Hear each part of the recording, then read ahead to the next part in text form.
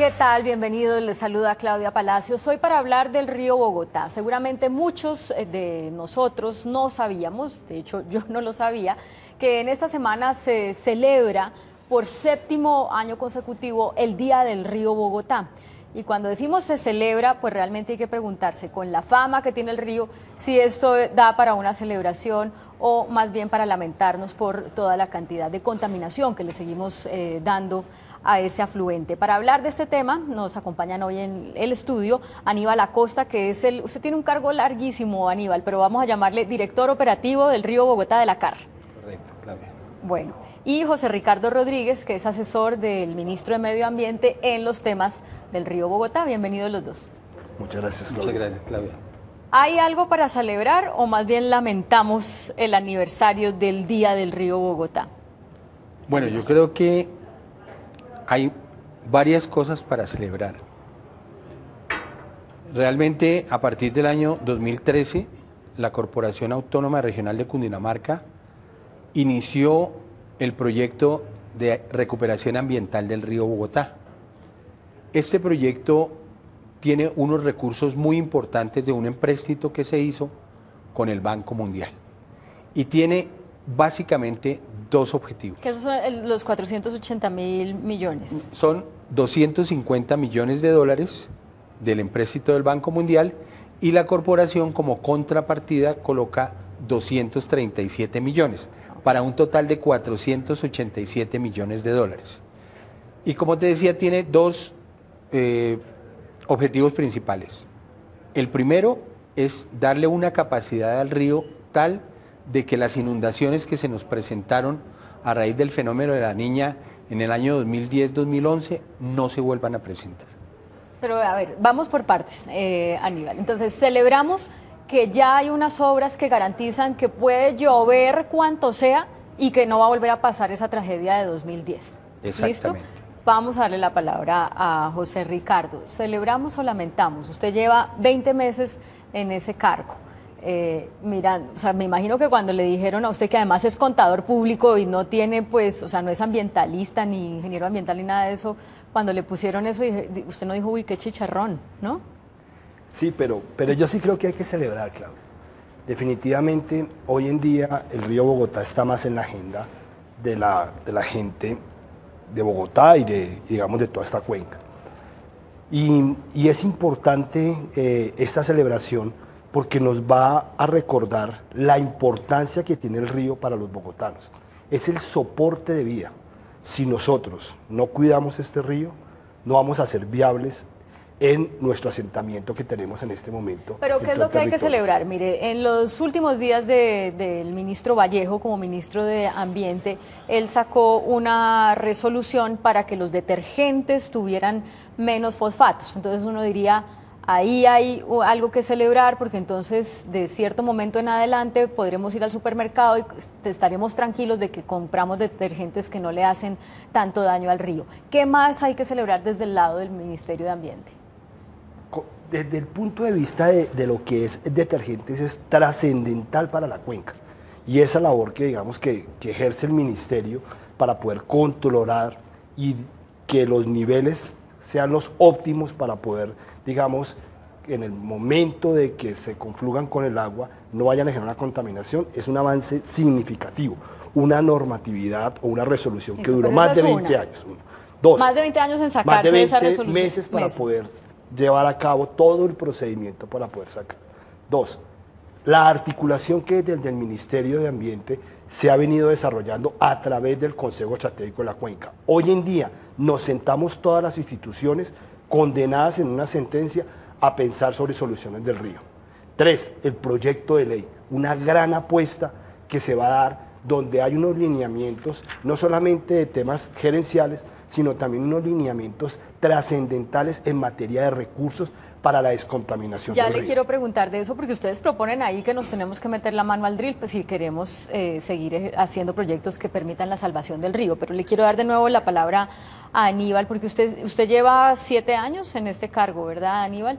Y no es la primera vez que se habla de un proyecto para salvar el río Bogotá. Ahora lo que pasa es que cuando el Consejo de Estado emitió ese fallo en marzo de 2014, como que esos magistrados son muy estrictos y entonces los tienen ahí, pero con la rienda corta. Pero ya esto se ha intentado 3 veces. ¿Será que la cuarta sí va a ser la vencida? ¿Usted que lleva tanto tiempo ahí, ve algo distinto? Sí, Claudia, mira, yo pienso que esta vez se alinearon los planetas. ¿Por qué? Porque primero que todo tenemos un proyecto. Segundo, tenemos unos recursos muy importantes para desarrollar ese proyecto. Y en tercer lugar, hay voluntad política. Porque en los anteriores intentos, pues a veces había proyecto, pero los recursos eran insuficientes. A veces habían recursos, pero los proyectos, los diseños no estaban completos. Y cuando había una cosa, faltaba otra cosa. Ahorita tenemos los 3 componentes disponibles. Tenemos los recursos, tenemos la voluntad política, como te digo, y tenemos los proyectos para desarrollar. De allí la importancia de que en esta primera fase, que ya tenemos 52 kilómetros adecuados de 68 que mide la cuenca media, podemos garantizarle a esas personas allá sentadas que ya esas 4.000 hectáreas que se nos inundaron entre el 2010 y el 2011 ya no se van a volver a inundar. Y vamos a darle esa tranquilidad a la gente. Bueno, ese es un tema, el de las inundaciones, o sea, que el río tenga zonas inundables como cualquier río normal en el mundo, pero otro tema es el de la calidad del agua. Pues en inundaciones hemos avanzado tanto que, y seguramente mucha gente no lo sabe, el río es navegable. O sea, si yo quiero el fin de semana irme con mi familia a navegar el río, ¿puedo tirar mi propia canoita ahí o cómo es la cosa? Perfectamente, tenemos el río navegable desde la calle 80 hasta Soacha, que es 52.5 kilómetros.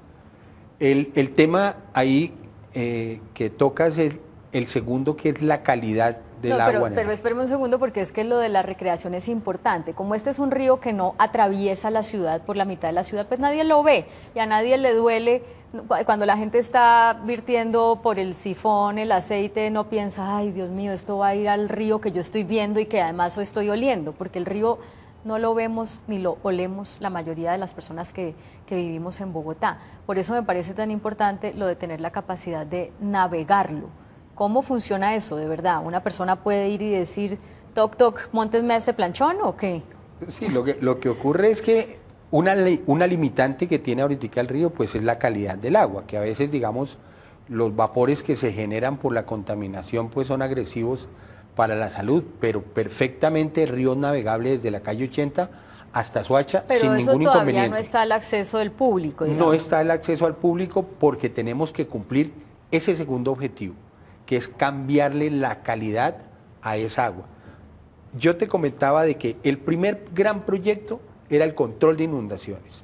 Ya trabajamos en eso, vamos supremamente adelantados. Y adicionalmente una cosa, estamos generando un parque lineal a lo largo de esos 68 kilómetros de la cuenca media del río Bogotá, que incluye la siembra de 250.000 árboles de especies nativas al lado y lado del río Bogotá. ¿Que ya hay árboles de cuántos metros? ¿De 2 metros? Arbolitos de 2 metros que fueron los primeros que se sembraron en el 2013. Y eso con el objetivo de que el río Bogotá tenga cara de río. Porque si uno va al río Bogotá ahorita, lo que ve allí es un canal receptor de aguas residuales.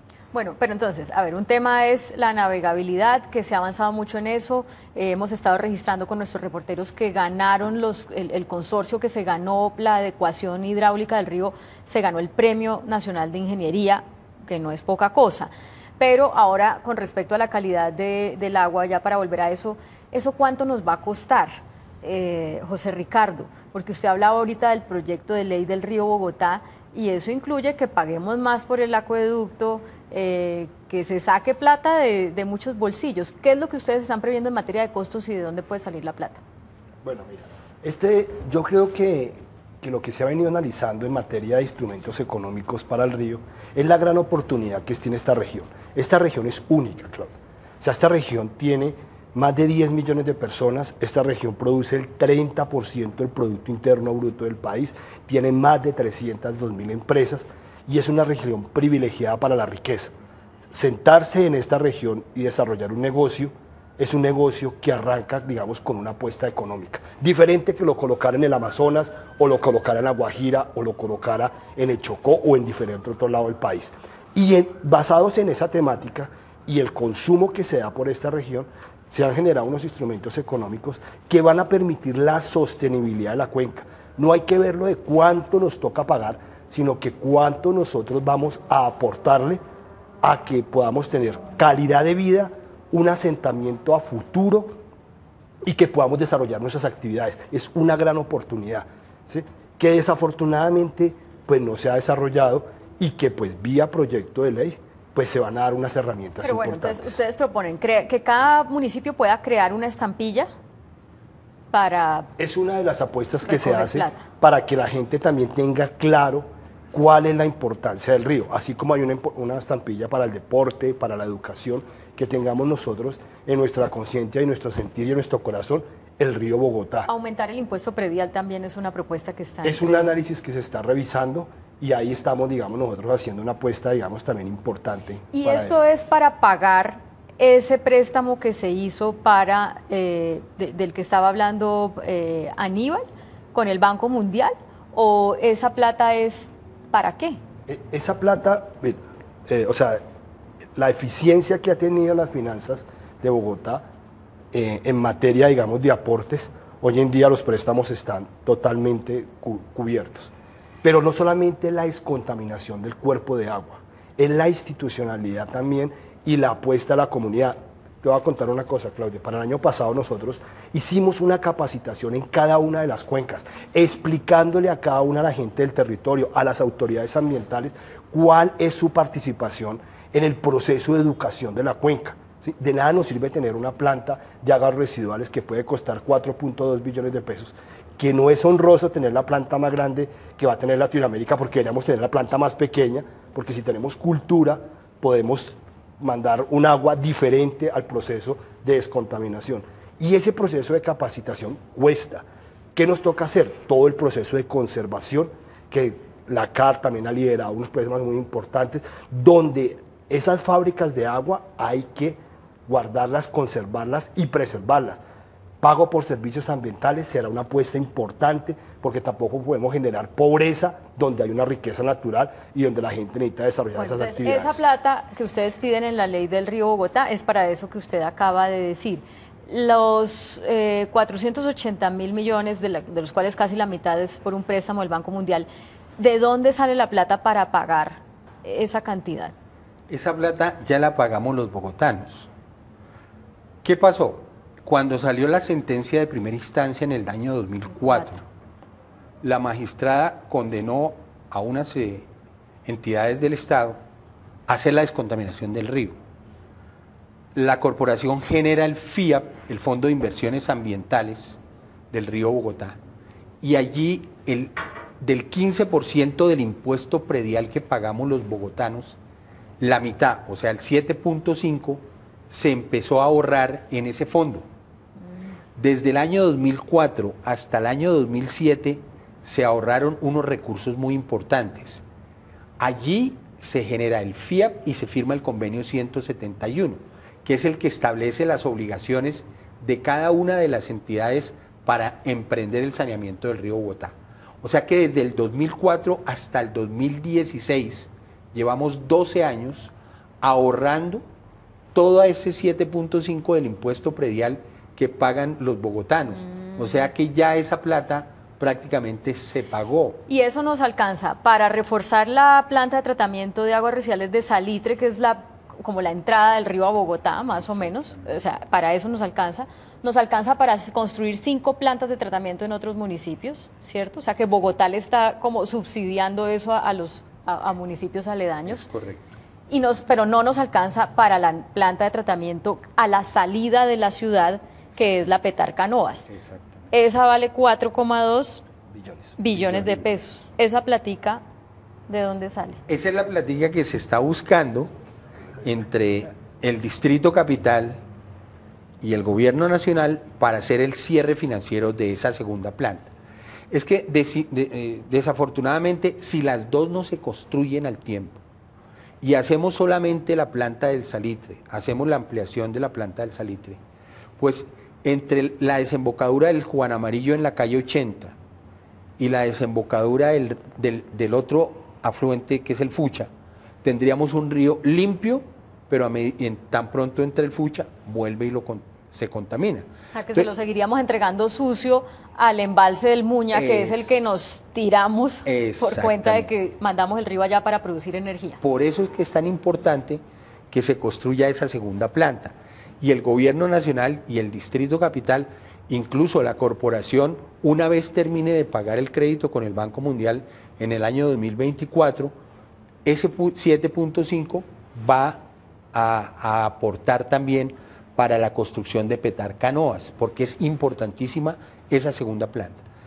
Si nosotros tenemos las 5 plantas de los municipios más grandes, lo que acabas de decir, en la cuenca alta y media, que son Zipaquirá, Cajicá, Chía, Mosquera y Facatativá, que son los 5 municipios más grandes que le aportan esa carga contaminante al río, más las 2 plantas de tratamiento de la ciudad de Bogotá, podemos decir que le hemos quitado prácticamente el 80% de la contaminación que actualmente tiene el río.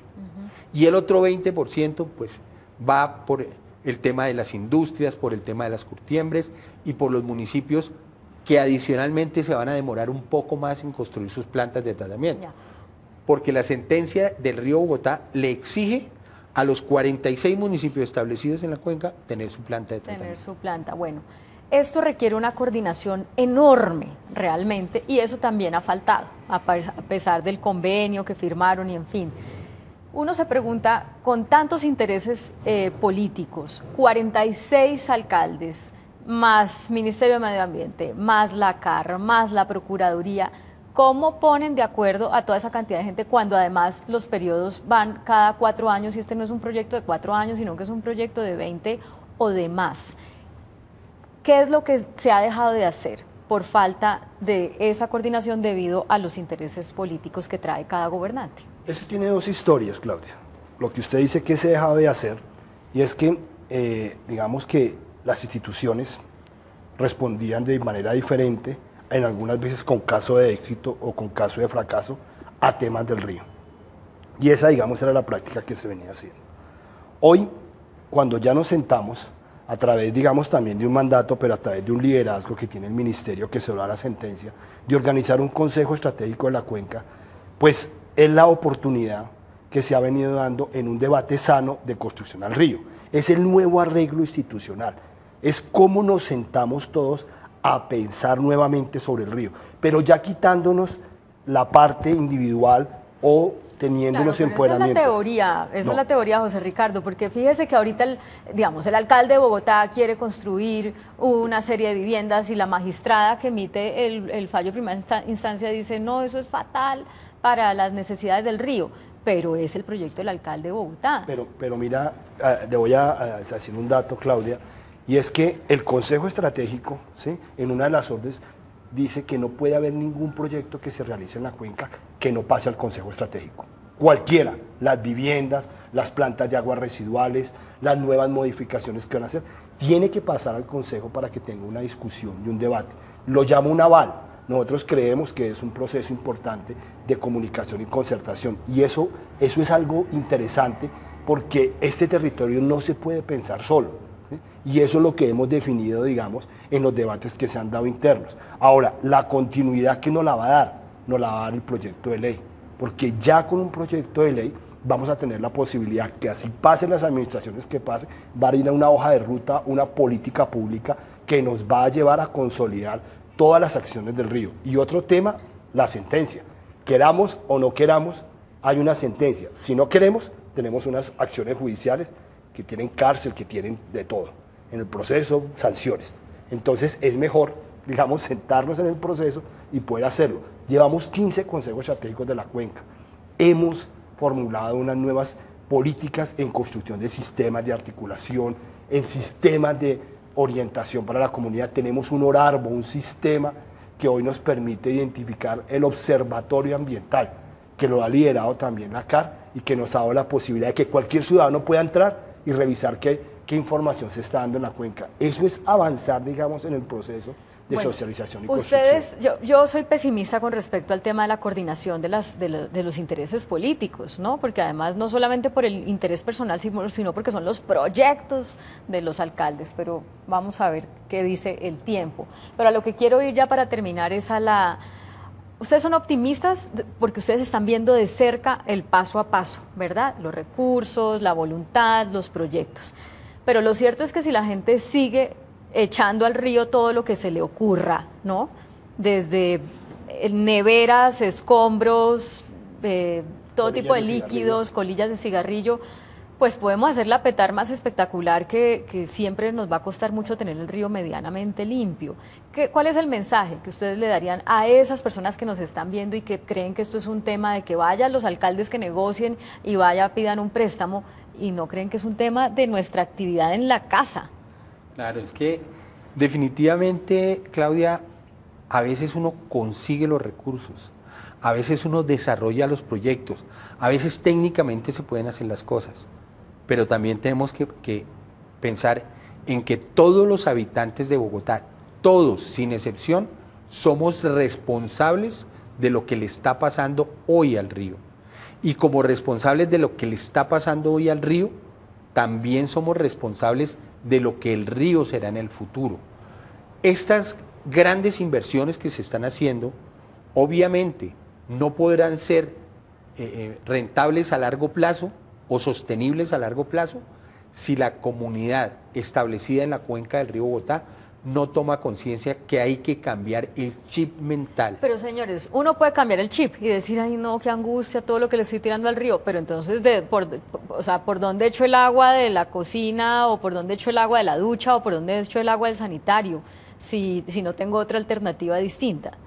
No, claro, es que para eso vamos a hacer la planta, para que el agua del sanitario, de la ducha, esas aguas que son domésticas vayan a la planta de tratamiento. Lo que no podemos tener es grasas, aceites, otro tipo de contaminación industrial para la cual una planta de tratamiento de aguas residuales no está hecha.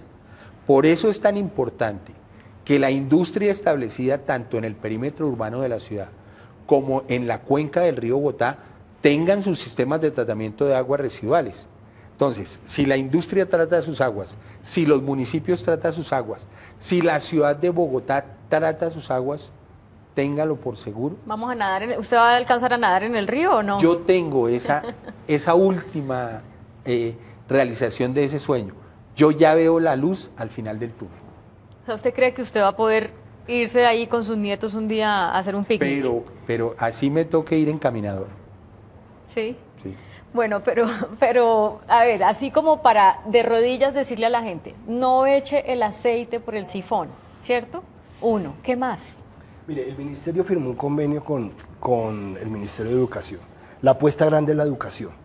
O sea, de nada nos sirve tener una planta de esa magnitud. No, claro, pero en lo práctico, en lo cotidiano. En lo práctico, ¿qué hay?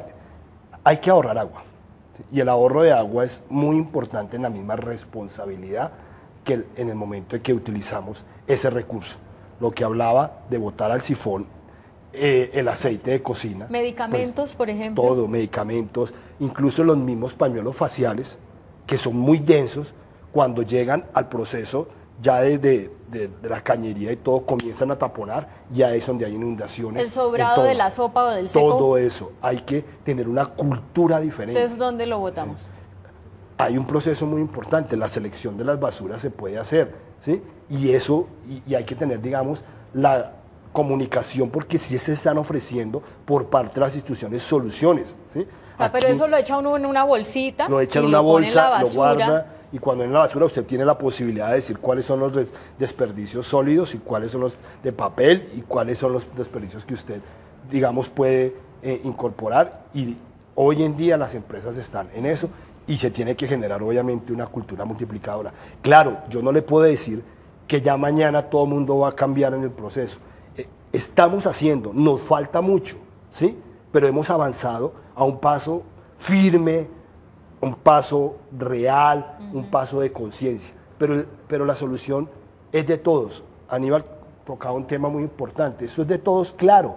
Incluso la sentencia condena a todos los bogotanos y a todos. O sea, los condenados somos todos. Por la catástrofe ambiental. Por la catástrofe ambiental. Se nos acaba el tiempo por esta vez, pero yo los quiero invitar a que cuantas veces sea necesario que vengan al programa para crear conciencia, para ofrecer soluciones que faciliten ese espíritu ambiental que yo creo que poco a poco se va llegando a toda la ciudadanía, pues sean bienvenidos y llamen y cuenten, porque de verdad que eso tiene que ser una estrategia conjunta para poder hacer algo positivo por el río, y lo acompañamos así sea en caminador, ¿no? Perfecto.